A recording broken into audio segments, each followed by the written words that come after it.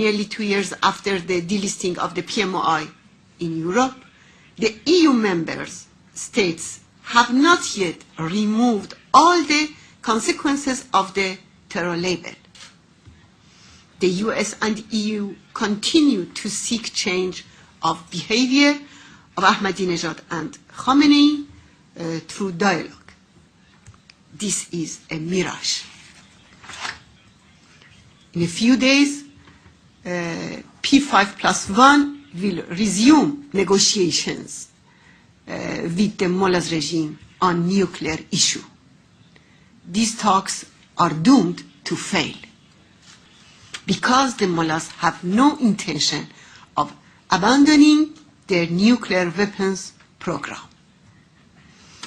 Previous negotiations led to mullahs obtaining more than 3,000 kilograms of enriched uranium. More talks will only add up their stockpiles of enriched uranium. The regime has publicly stated that it will not stop enriching 20% uranium. Negotiations will only give time to the regime to obtain the bomb.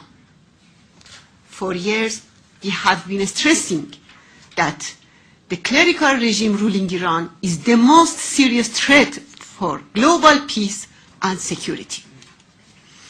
Recently released US classified documents show grave concerns among the leaders of the region about the threats posed by the Iranian regime and the need for regime change.